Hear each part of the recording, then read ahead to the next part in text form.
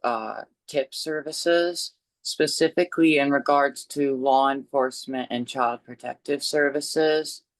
I guess my question is, obviously there are mandatory situations where people need to be called and there isn't immediate choice around that. If somebody else is in immediate danger, if like there is an immediate child abuse situation going on. However, in a vast majority of cases, calling CPS tends to escalate a situation and not solve much. So I guess my main question is, when are those specific services mandatory to send out, and when are they optional, when somebody can choose? And where is the lenience for those gray zones in those areas where it's like maybe a CPS person does need to be sent, maybe their parents are abusive, but maybe it would be worse. So I think that the child's consent, the minor's consent, or the people's consent around these things, while can't always be accounted for, I was just wondering how they were accounted for in those specific situations.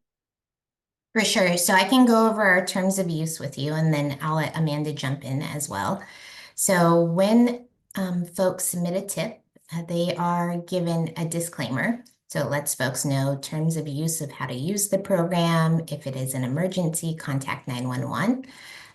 If someone provides personal information in regards to the tip, that information can be used to resolve the tip. So that way youth are aware. It also talks about improper use of the program, things like that. Once they submit the tip, let me take a step back. There are 4 required questions on the tip form. The first one is event description. So the where, when, why, and how do you know? The event type or tip concern. So those range from bullying, cyberbullying, mental and behavioral health concerns, domestic violence, and the list goes on. The other question is the city and county that this particular situation happened in, as well as did this situation occur at a school? Once the youth completes the tip form, they are connected with a Sandy Hook Promise crisis counselor who reads the terms of use to them as well. They also let the youth know that they are mandated reporters and if they would like to continue submitting the tip. Amanda, feel free to jump in if there's anything that I missed.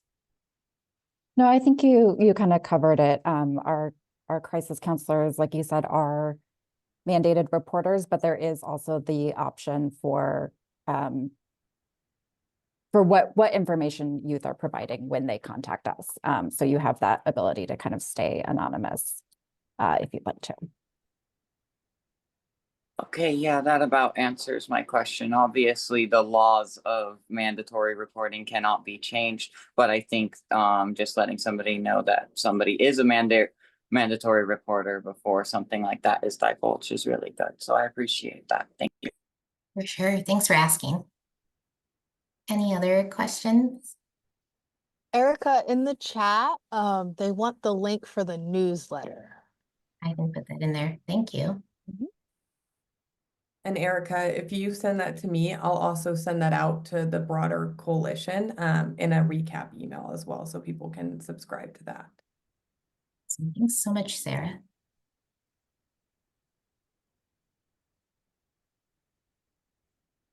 All right, I'm gonna open it up. We have about 1 or 2 more minutes if anybody has any questions or comments. I will also put our program website in the chat for y'all, so that way you have it. VIC, you've got your hand up. Yeah, thank you for that presentation. Like, it was great. I am curious, do you know like the age range of people that reach out to you? I just know a lot of, when I was doing casework, I knew a lot of teenagers that were really scared to reach out to these lines because of mandatory reporting. So I'm like curious how you're reaching teenagers or like in the high school demographic.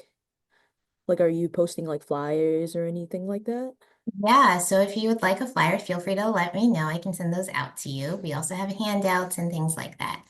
So the past couple of years, we were getting points of contacts for school districts, law enforcement, 911, 988. So if a tip gets submitted and they needed to be contacted to the appropriate tip responder agency, we had their contact information, as well as an email and a phone number that they can be reached out to.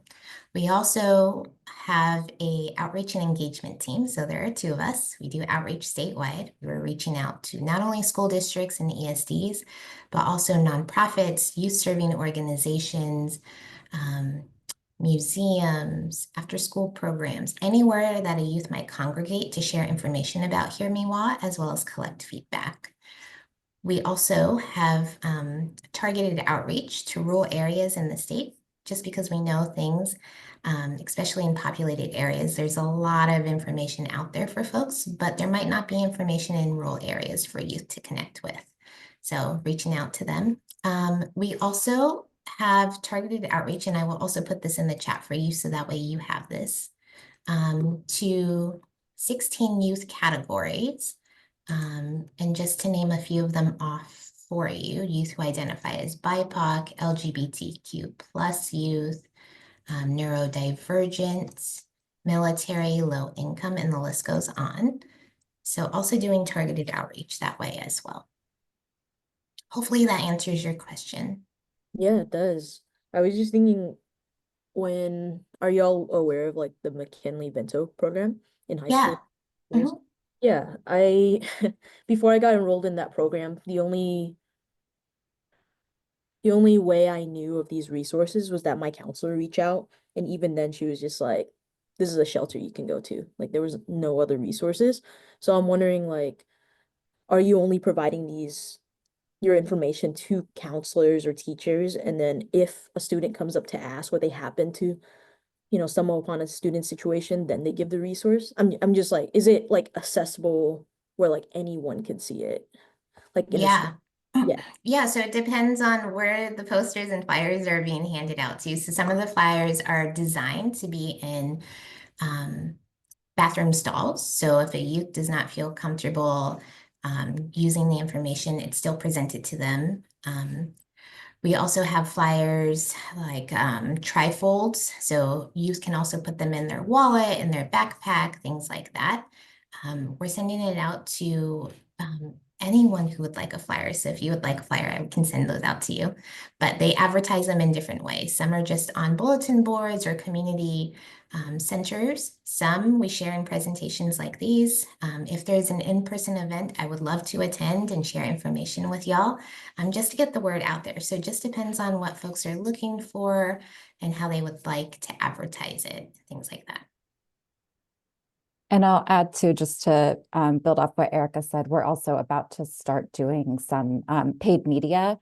So there'll be like advertisements on social media and things like that. So it's hopefully not just, folks aren't getting information just from one source. It's kind of floating all around up there. Yeah, that's awesome. Yeah, I was gonna say it's usually just numbers posted. And it's just like, do I call this number? Do I not? So yeah, thank you. Yeah. And then before we wrap up, I did see one more hand up, and it was Alice. Yeah, I just wanted to follow up on the point that V brought up, which I think was very good, that a lot of youth, even if they know of services, a lot of times won't seek them out of fear of mandatory reporting. And being that there isn't obviously something to immediately get around that aside from anonymity, is the anonymity advertised in these same flyers so that they know that additionally they do not have to put themselves at risk for that reporting?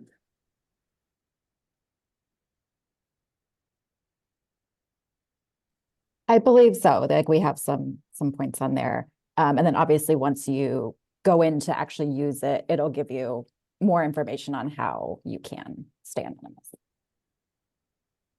Yeah, I think having something obviously in terms is really helpful. It's just important to understand people in crises are going to be a lot less likely to read a big terms of service page and read all of the like dotted lines and stuff. So when we're talking about accessible information that you can literally access, and accessible information as what somebody immediately knows, those kind of operate separately in times of crisis, at least in my opinion. Yeah, definitely. I appreciate that point. Yeah, I believe our materials do emphasize the ability to stay anonymous, but I would have to double check since they're just fairly new being created. I want to like dot my I's and cross my T's that we made that explicit.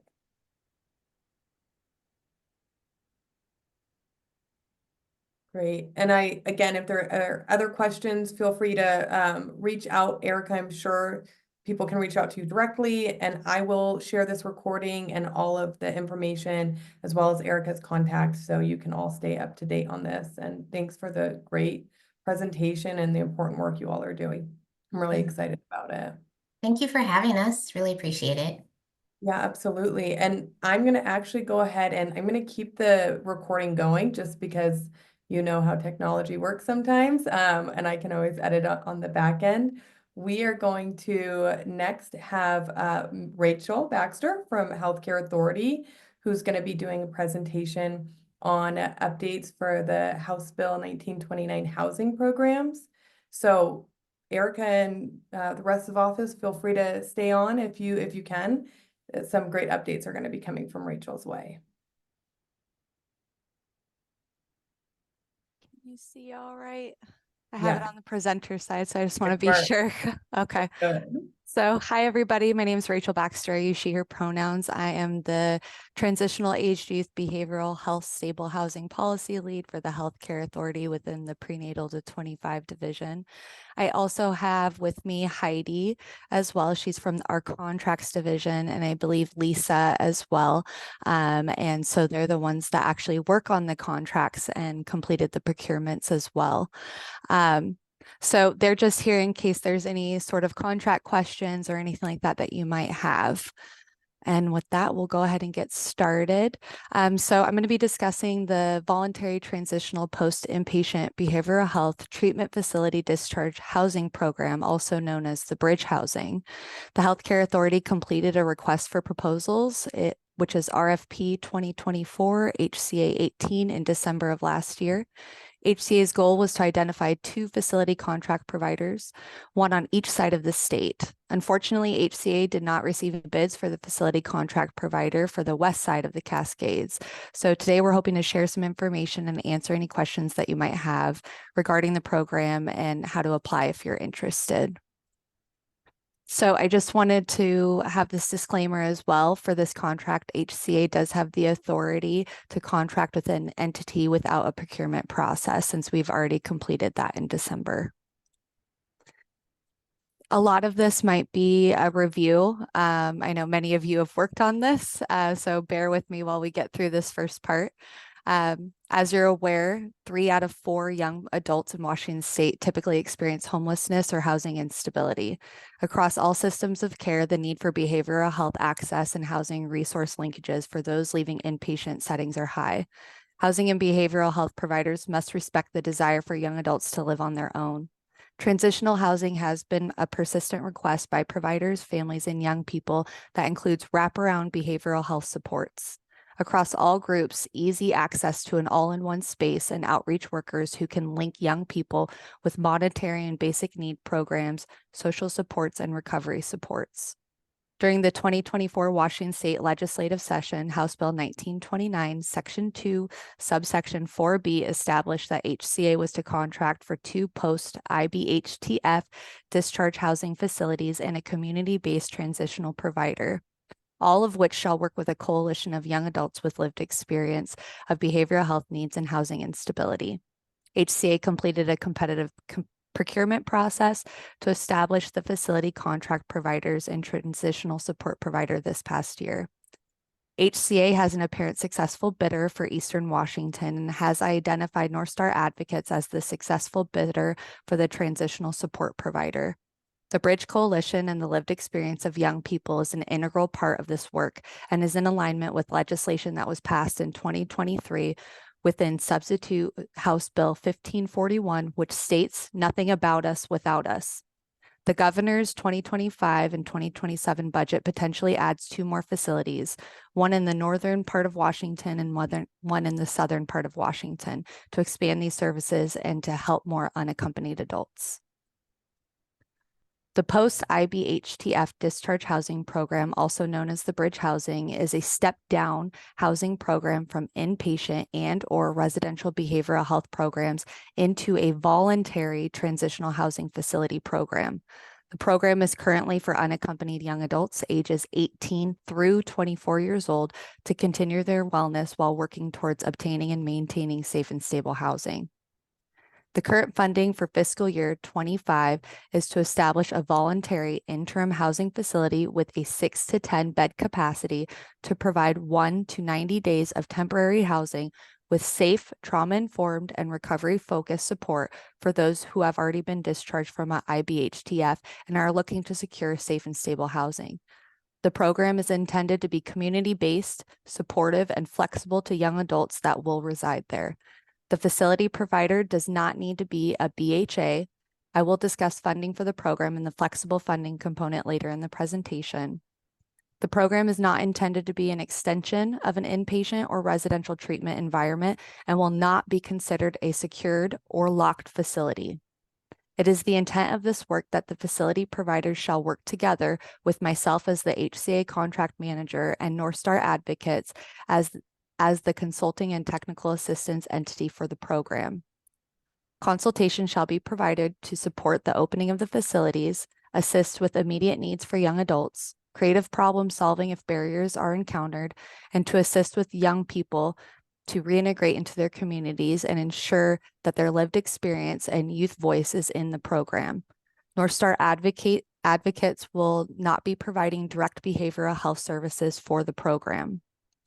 The minimum qualifications of the contracted facility provider are: 1, licensed to do business in the state of Washington or provide a commitment that shall become licensed in Washington within 30 calendar days of being selected. 2, experience providing support and working with young adults with behavioral health needs. 3, active participation in a statewide coalition that advocates for homeless young adult behavioral health work groups and/or a similar work group. 4, has demonstrated experience in a leadership capacity working with young adults experiencing impacts of the intersectionality of state systems of care, such as foster care, juvenile justice, and inpatient behavioral health. Number 5, experience providing housing supports to unaccompanied young adults in need of safe and stable housing supports and services. The staffing for the program will be determined by the facility provider. The contracted facility provider should plan to have the program support staff and a designated resident manager in addition to peer support staff persons.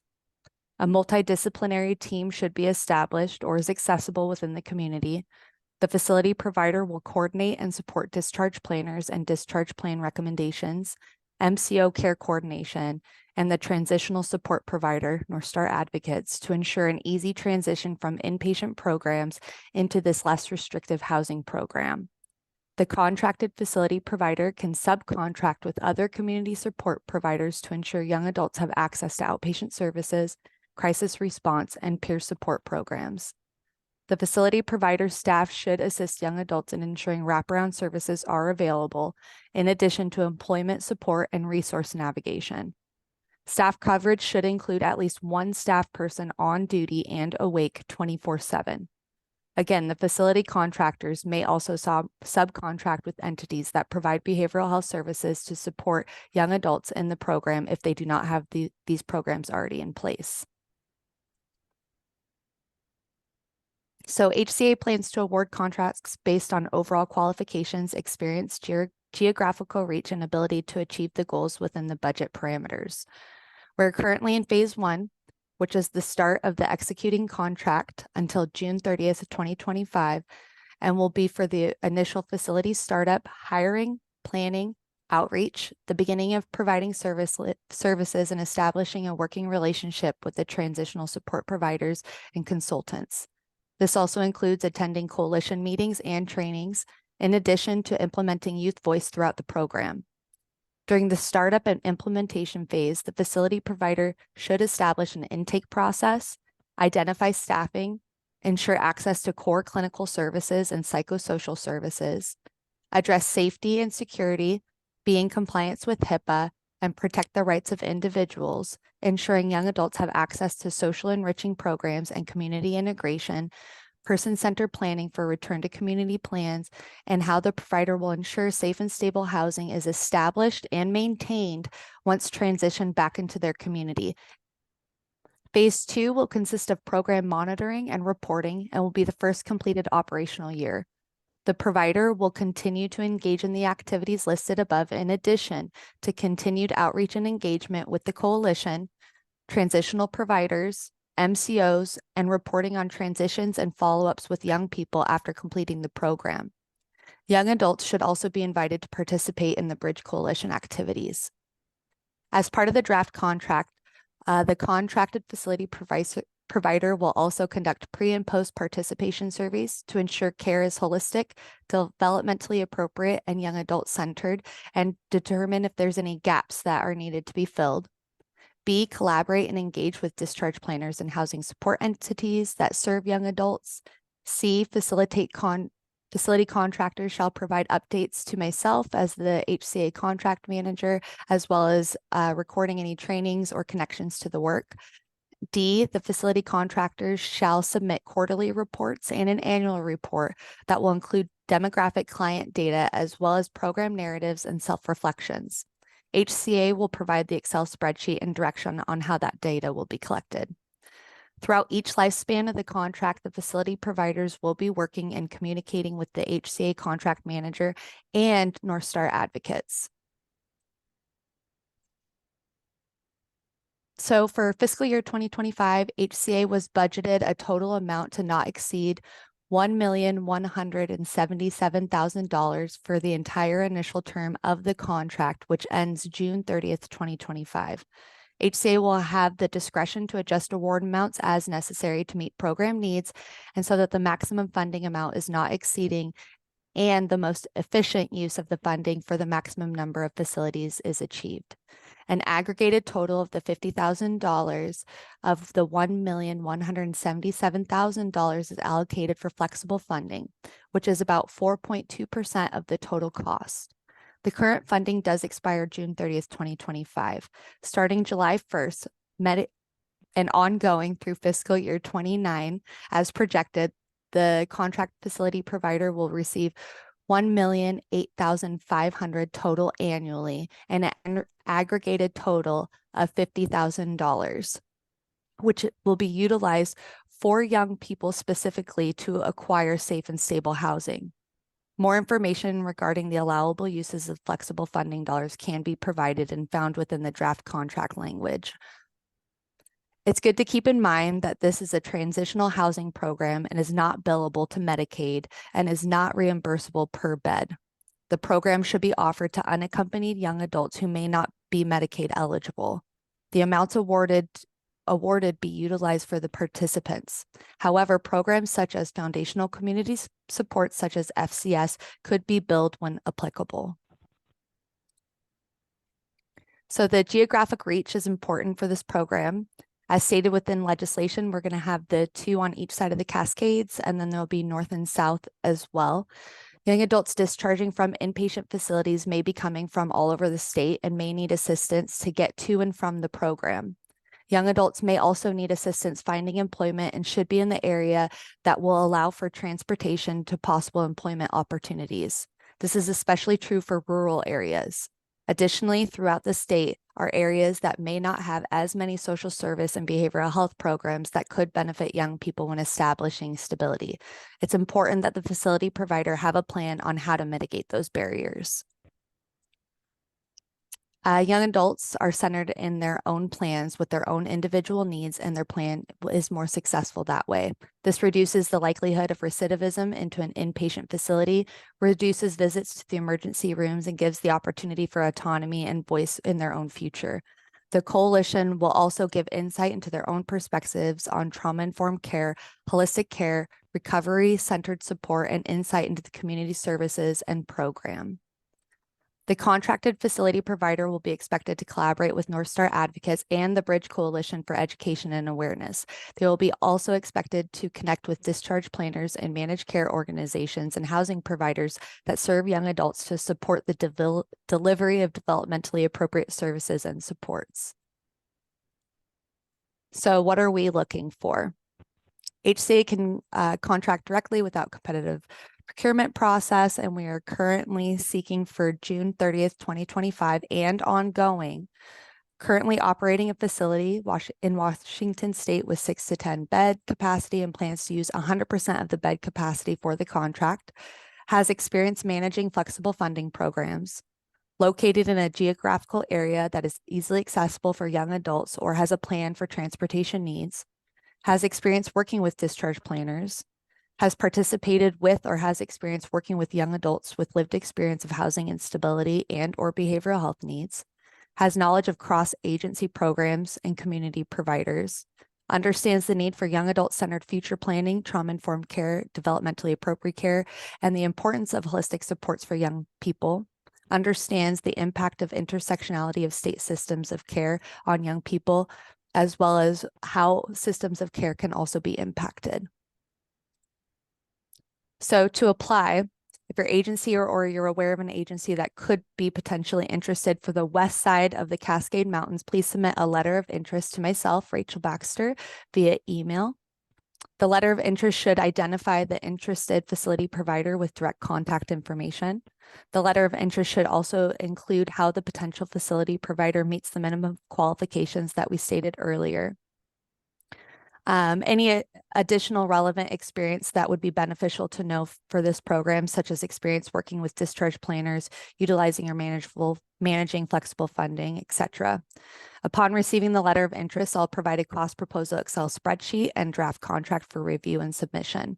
Finally, if applicable, HCA will also ask the facility to provide and complete a readiness site visit. Prior to the visit, HCA will give a detailed list of what we will be reviewing at that time.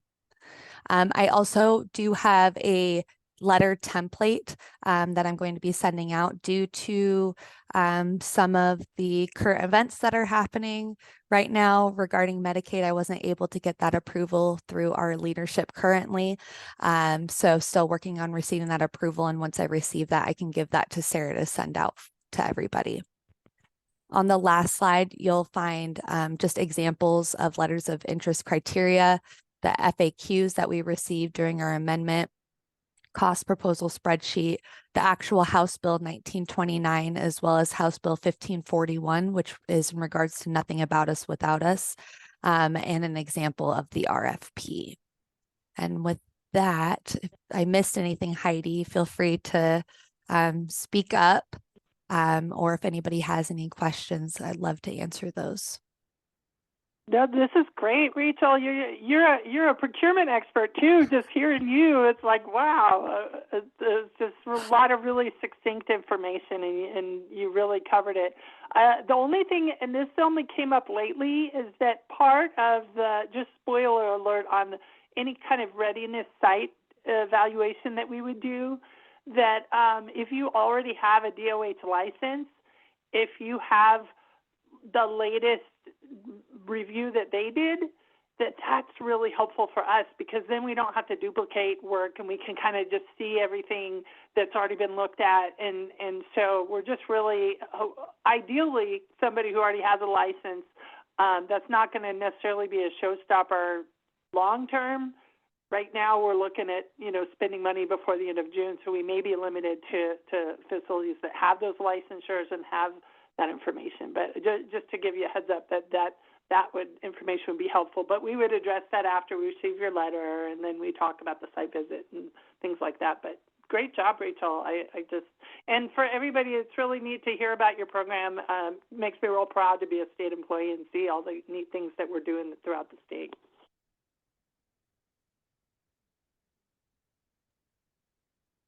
I would also suggest too as well that even if you believe your organization don't meet some of the requirements, please feel free though to still place a bid, because then we can use your organization for future procurements and contracts. Have you guys in the system saying, hey, look, you might not be able to provide something now, but later on, you're able to provide the necessary resources we need in order to allow this contract to go through or the program to go through. So even if you don't meet one or two of the requirements, please feel free. Don't be discouraged. Please feel free to, place the bid, register, and, who knows, so long as you're in the system with us, we can say, hey, you meet requirements for future contracts. We would love to, work with you on programs that meet mainly your expertise too as well. So don't be discouraged if you don't meet one or two of the requirements, or even half the requirements, right? Like competitive bidding is competitive bidding here in the state of Washington. We highly emphasize in small minority owned businesses, those that are in BIPOC or in the LGBTQAI community, and so forth. So please don't ever be discouraged. Bid, and we will work with you guys eventually. It's just the eventually part. Yeah, Lisa, that's so great. That's so true. We use sometimes the word the path. There's a path. Everybody's on their journey, but there's a path to legitimacy for everybody, regardless of where you are on that journey. It's just, when it comes to bidding, we're looking for, the most qualified right now. But these are client services, so they technically are exempt from a lot of procurement rules, but when we don't know what's out there, we do a procurement to maximize, cast a wide net and see who's out there. Yeah, I just want to jump in and say thank you to all of you. Rachel, that was fantastic. And I'm going to be asking you for some of those meeting notes for my readout, and the rest of HCA crew. I also want to encourage those in the chat who are doing questions, and any providers, now is your chance to have a conversation with HCA. Any questions you have, I don't want to put them on the spot, but I would assume this is a time for dialogue if you are interested before you submit. So again, Lisa and Heidi, thank you for saying the submit. We want to see what's out there, but also providers, here's your chance to have a conversation. So come out of chat, ask your question. You're probably not the only one with that question. Hi, my name is Luis Reyna. I'm with Northwest Youth Services, and we're based out of Skagit and Whatcom in Island County. I just had a question regarding, you mentioned licensing as being some ideal to have licensing. What type of licensing are you talking about? Go ahead. Well, you go ahead. No, Heidi, you're going. I'll just go first. The reason why we said it's ideal is because we have money to spend by the end of June. That's the emergent issue. But for long term, we'll look at what we have and create a path from there. But ideally, a facility that already exists for ideally 4 to 6 people, which is what the legislation says. If you have a facility with more than that and you can limit it to the 4 to 6 people, then we can scale it. What we don't have is something or I think if it's less than 4, we don't have something to address that right now. So I don't think, based on just following the letter of the legislation, we're limited to, I think, 4 or more people, 4 to 6 or however, but I'll let Rachel speak to that. You're correct.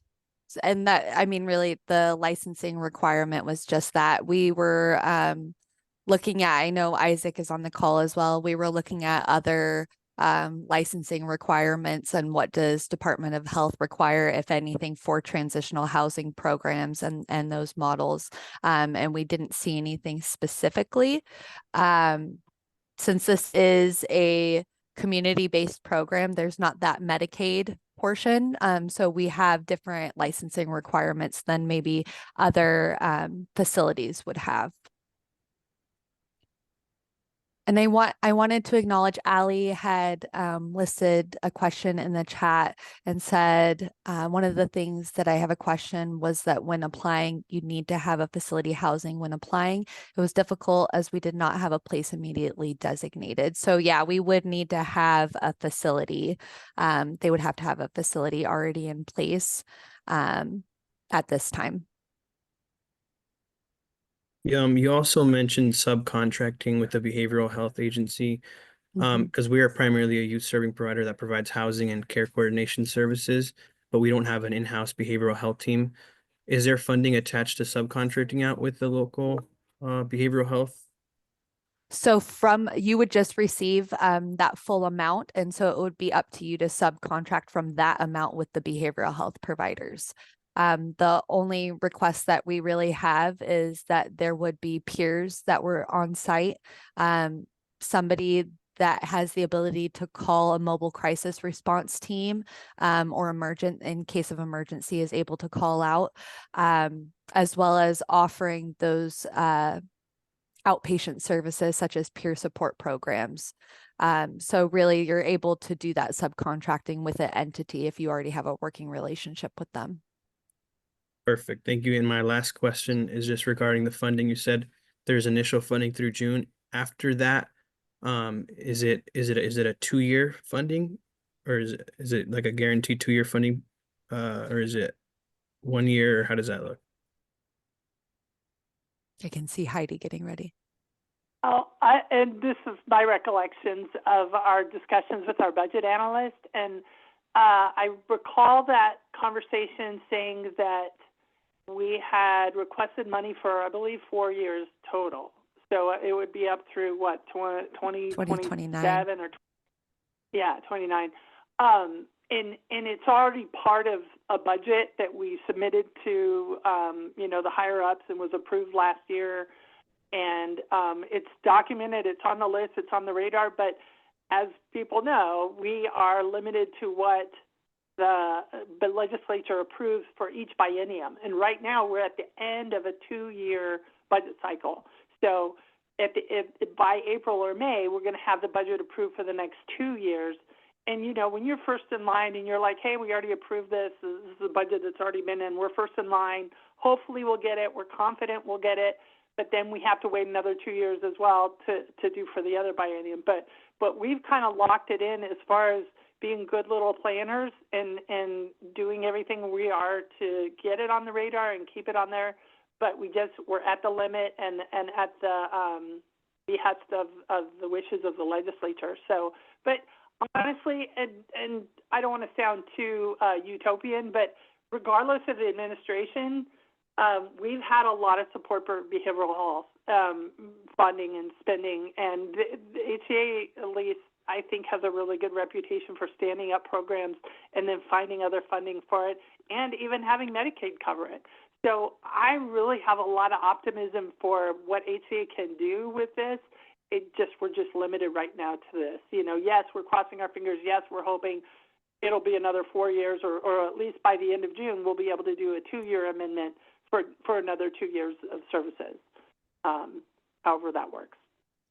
So it's a chance and it's a gamble, but it has a really good payoff if it all works out. Maybe. It will. So I just wanted to touch on that a little bit as well. So we do have it as the biennium, is how the contracts would be laid out. We do, like Heidi said, we already have it slated for 2025 through 2027, and so on. And it is that 1,008,500 annually. So that's per each facility. So not split between the facilities. That I will say that first initial amount is split between 2 facilities. So the startup costs, I think when we broke it down, was somewhere around 570,000, I believe. So just wanted to state that as well. But we do, again, like Heidi stated, we do have it slotted at least through 2029. Awesome. Thank you for answering that. Just because I have you here. So between now and the June and the startup process and kind of hiring, getting programming in place, is there expectation to be serving youth then, or is that not until July, till things are kind of established? So it would be, ideally, we would like to see you serving youth as soon as possible. But this period is for just startup. Perfect. Thank you. And I see Brian asked where he can find the slide deck, and I'll be sending that out to Sarah, as well as the letter that will include all the details that you should include for your letter of interest as well. And so I'm sure she'll get that sent out once that's approved on my end.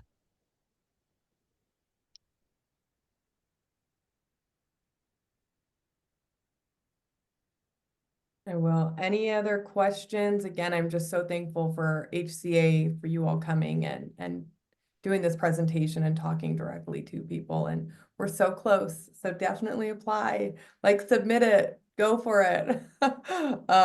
It's going to be, I think it's going to be really exciting and a really great program that we've all worked a long time on. But any last burning questions before we move on?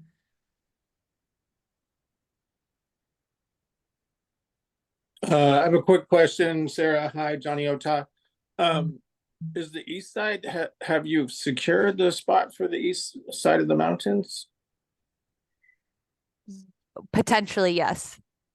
We have a apparent successful bidder at this point. Okay, great. Thank you very much. Yep. So West Side Friends, come on. We're working on it. Brainstorming. Yep. All right. And with that, I'll just check this. Paul, I'll get you all the information. Thanks for coming. Happy to see you on here too. Oh, All right. also, if you guys can't think of any questions now, but later on, you're able to think of additional questions.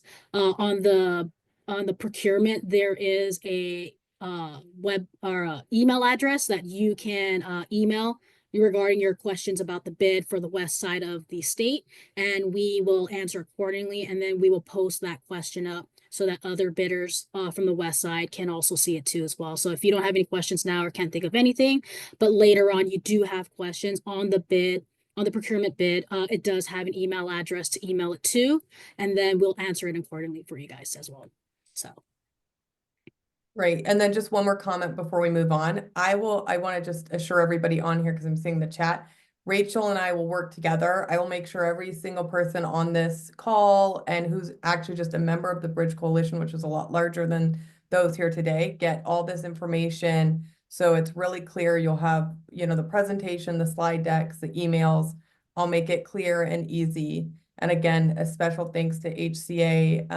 This procurement for the west side is going to be easier than the first go around. So I think that's a real plus here for the timing of this. All right. And with that, MJ, I'm going to go ahead and pass it to you. We have a presentation that I'll let MJ tell us about. And I'm going to stop the recording.